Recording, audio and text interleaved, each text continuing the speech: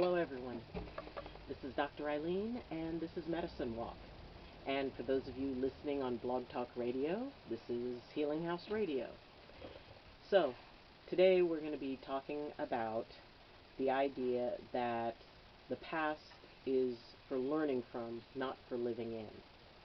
And it's very easy to get sucked into what we used to be able to do, or comparing ourselves to who we were when we were in our 20s or even our 30s. And as I'm filming this, tomorrow will be my birthday, and when you see it, it will have been yesterday. So I think about, whenever I hit birthdays, I think about, of course, the past. And it's strange when I think of, not just how I was physically, but, the enthusiasm that I had, the curiosity that I had. And when I look at pictures of myself at that time and I think about how I, looked at life and the things I aspired to and what I thought my future would be. And honestly, in some ways it's very different from what I thought it would be, and in other ways it's actually pretty accurate. When I was young, my biggest dream was to live in the woods, to be surrounded by trees. And as you can see, I am quite literally surrounded by trees. And I always thought about, having that little cabin in the woods. But then, as I got older, I thought about being married and having a family, and the cabin in the woods kind of faded away. Well, it turned out my life path brought me right to what I always really wanted, which was, to live out in nature, near a river. And it's just, I find it interesting, all the different things that I thought that I would be doing or that I thought I would be experiencing at 56. And I think that I actually have more enthusiasm for life now, in a different way. I was enthusiastic, but I was enthusiastic about what I didn't know and what the future would hold. And now I kind of look at it as, well, let's see, I'm at this point in my life, what is it that in the, the basically last half of my life that I do want to accomplish, that I do want to still be able to, take on, and the challenges that I want to take on. And when I look at the past and all the stuff that I have to learn from it, probably one of the biggest things that I learned from it was patience. And that it's not always the best idea to rush in, and you have to think about stuff. And the older you get, the more you think about things. And, but still, there is that feeling of adventure. There's that feeling of wow, what is it that I can take on? And, I've been working on, losing weight, and that's, going okay so far, kind of inching my way along that. And that's another thing that in the past it would have been, wow, I need to crash diet and I need to lose all the weight at once.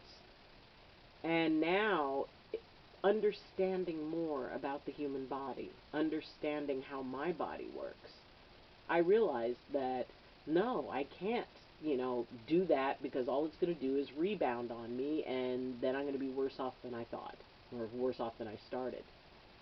But the idea of bringing in slow and very specific actions to create change. And it's amazing how much more comfortable I feel about the process when I take out that panic factor. And, maybe it was just the impatience of youth, or maybe it was the fact that I knew if I skipped one meal, I'd probably lose 5 pounds. But that was 2 kids and a lot of years ago. Now I have to pay, special respect to my body if I want it to respond the way I want it to. So it's okay to look back. It's okay to remember what it was like, but we can't go back there again. And we really wouldn't be served by it. Because we all envision that perfect self, but even back then, we didn't think we were perfect. I look back at pictures of myself and it's like, wow, oh my gosh. And, I remember when I was younger, I really didn't think there was anything special about me. So when we look back and, it's often a much more attractive picture because it's kind of augmented by the story that we tell ourselves. So what is it that kind of draws us? Well, one, the past is a known quality. We know how all the stories ended. We know how everything happened. We know where everything led. The future gets scary because of the fact that we don't know. We don't know, what's going to happen to us tomorrow. But it's better to be able to take the lessons that we learned and use those to move forward, use those to embrace a bigger picture in the future for ourselves, and to base that picture on wisdom and on the things that we figured out worked and the things we figured out didn't. So what is it that maybe didn't work so much? Maybe it was reactions to, when you're young, you have a tendency to react a little on the rash side. And yeah, we've all had those moments, and, we remember the arguments, the fights, the standing our ground. And what did it really serve us? Did it help us move forward? Or was it something that ended up leading to a consequence that didn't work out quite so well? So it's okay, that we all have those bright points and low points in what we remember. But the important thing is to realize that the purpose of the past was to give us wisdom. It was to show us a way and then figure out if that still applies later. It's full of both accomplishments and mistakes that we have an opportunity to incorporate and still tap into and still use today. Because, well, at least that way we knew one result, or maybe a couple of results. We figured out what didn't work, and we were able to use that to move forward into something that does. Now, there's no harm in visiting. You can go and you can visit back there, but don't pitch a tent. Don't take up residence in the past. And there's a couple of different ways that this happens. And one, is about, judging ourselves based on what we were, and not even what we were, based on the idealized version of ourselves that we remembered. And that is, that creates a situation where we are not good enough now, where we don't feel good enough, where if only we could be what we were. And, that just leads to a very dark place. It leads to a dissatisfaction with who you are now, which there's nothing wrong with who you are now. You survived everything. You have overcome 100% of what you came across and what challenged you. And that's not a little thing. That's pretty impressive. Now, the other thing that happens is that we get so wrapped up in it that we actually do imagine ourselves that we're still that. We can still stay up all night and party. We can still, drink with the best of them. We can still rock out all night. And it's an interesting little fantasy that forms, because we all have been someplace where that person who was up and dancing with the young people, and all we could think was, oh my gosh, no, don't do that. But that's where they're at. They're not experiencing the reality of what they are now.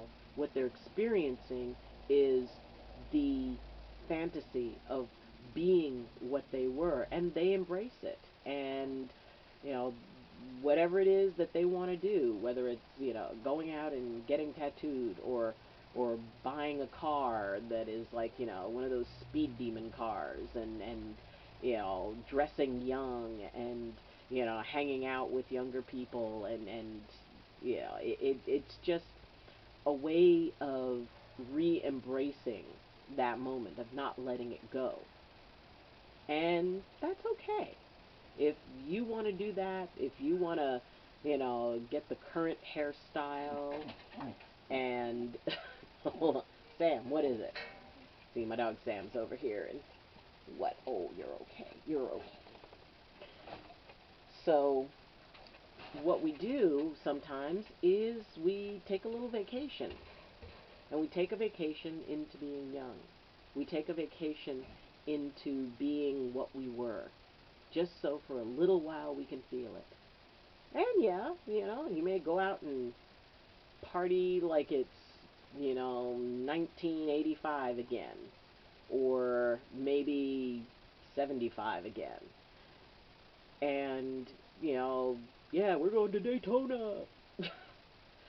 But then after a while, the body reminds you that, no, you're not 20 anymore. And after a while, it gets harder and harder to keep up that lifestyle. It gets harder and harder to keep that pace up. But, if you want to take a run at it for a while, I think everybody should every once in a while, to go and enjoy what it is that they felt they once had. So, how do you find that balance point? How do you find that kind of sweet spot between, surrendering to old age, and, the rash, crazy embracing of the youth?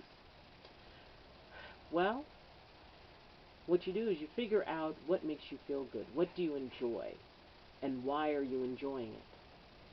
If you're going to go out and, maybe you get a group of friends, all around your age, and go see a band that you used to enjoy back when, you were young, because goodness knows there are several of them that are still out there. They're still performing. And you can go out and enjoy that music for an evening, and, you can embrace it and feel young again. And then you get up the next day and you go to work, and you do what you need to do. But you don't have to give it all up. If you are going out to enjoy yourself, or go out to do something, or you decide to jump out of a plane, which, yeah, I did that. It wasn't to be young or anything like that. It was for kind of a spiritual purpose. But the idea was that, I needed a leap of faith. I needed something to shake me up. I needed something to recenter me. And that was a part of a process.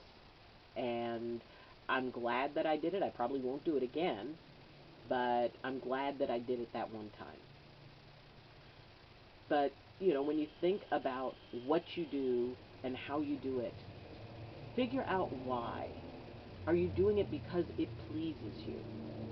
Are you, going back and working out to, try to get back into that high school outfit that you wore? Yeah, you can do that if it pleases you.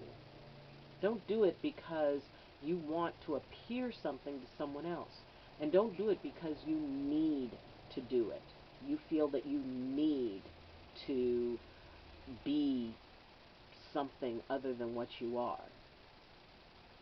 I don't color my hair. And most people, will comment on how it's like, wow, you got a lot of silver in there. And, and it's interesting how many women seem to just like, it's like, well, why aren't you coloring your hair? It's like, because I don't want to. And oh, by the way, every single silver hair I have, I earned. That's life. That's what happens when life happens. And each one is, it marks wisdom. And I mean, for me, I started actually going gray or going silver when I was in my teens, so it wasn't that big a deal to me. But yeah, I went through years where I colored it, and then after a while, I decided, you know what? I'm in my 50s. Why should I color my hair? Who am I coloring it for? What is the purpose behind it? And if it were to please me to color my hair, I would. But I don't have to. And neither do you. You can be exactly who you are. You can be the grayed-haired, slightly round in the middle, because, most of us in this age group are. Or you can go out and be a marathon runner and have, washboard abs and do whatever you want. If you want to color your hair, make it purple, whatever you want. As long as it pleases you. As long as you look back over your life and say, you know what? I had a lot of fun back then, and I'm having a lot of fun right now. And I don't need to go back and live that in order to be able to be satisfied with my life now. And you shouldn't. I mean, we were all young at one point.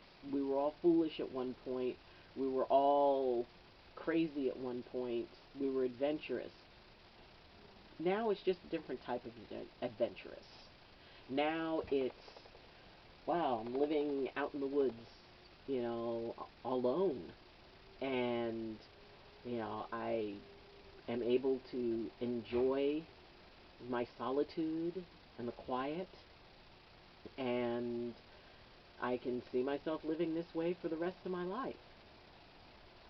And I don't feel the need to go out and well, I've got to prove that I'm still young. Why? The fact that I'm old means that at one point I was young. And I don't need to do that now. And you don't either. There's a saying, growing old isn't for sissies. And I know people who are in their 80s who you could not even describe them as old. That they're still passionate and going out and doing things and enjoying life. And I also know some people who are in their 20s and 30s who act as if they're 100. They act as if their life is over. So be content with where you are. Be content with what you're doing. Be content with what you've accomplished.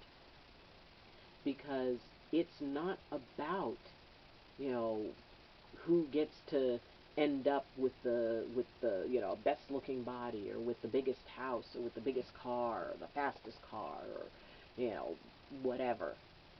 It's about living your life.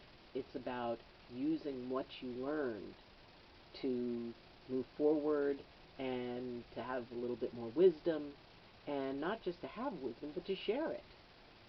I mean, some of us had our moments in our youth, and occasionally it comes in handy being able to give advice to somebody, because it's like, yeah, I was through something like that myself, and, well, this is how it turned out.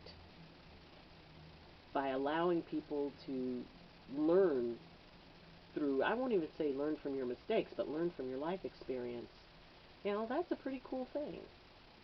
And you couldn't have learned what you needed to learn from it had you not moved on from it. You moved on, and rightfully so. And we all, we may not move quite as fast as we did, or some of us may not move quite as fast. I do know people who are the marathon runners, and they're older, and hey, you go. But it does not mean that, it doesn't take anything away for you to live your life now, in this moment. If you have to compare yourself to you in the past, make it last week. Where was I, how was I feeling last week? How was I feeling yesterday?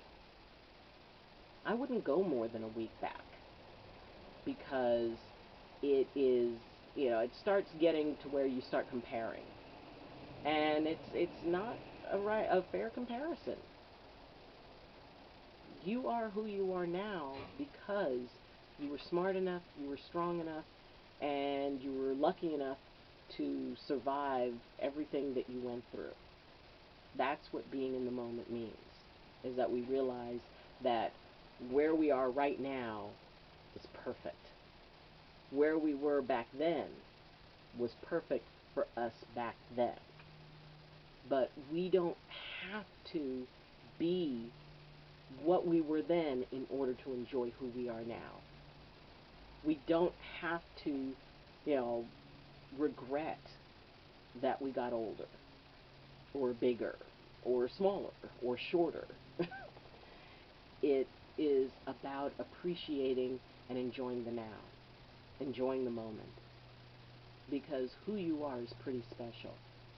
Who you are is someone who has a lot to offer, has a lot to give, a lot of advice, a lot of wisdom to share. And don't ever discount that. Don't ever think that that's not important, that that's not worth it, that that's not vital to, if not your learning process, somebody else's learning process. So, make sure that as you remember back fondly, that you realize that, some years from now, this is the moment that you'll be remembering fondly. Because at one point, if that's what it's meant to be, it may be 20, 30 years down the line, and you're going to be looking at who you are right now with the exact same envy and sort of perspective that you're looking now, thinking about yourself back 20 years ago. There may come a time when, wow, I wish I was in my 50s again. So embrace it, appreciate it, because at some point where you are right now is going to look really, really good to you. So thank you. Thank you for joining me. And remember, the past is for learning from, not living in. So, thanks, and I will be uploading this on Thursday. So I hope everyone has a wonderful day and a wonderful evening. And I would love to interact with you. I'd love to hear what you think about this, what you think about, do you prefer live stream or do you prefer the video? I like the video because I don't have to worry about internet problems. And, and I can also tweak it a little bit. So, and you get to see part of where I live. But you can, if you enjoy this, if you appreciate it, if you think it's of value, then you can subscribe. You can like this video, you can comment, and I do read the comments, and I love to interact, and I love to see this community build up. And you can also follow me on Twitter. You can join my Facebook group, Medicine Walk with Dr. Eileen, and you can also, if you would like to sponsor me, you can sponsor me on Patreon, and the link for that is in the description. So, once again, thank you for joining me. And, as always, I wish you balance, and I wish you blessings from my heart to yours. Love you.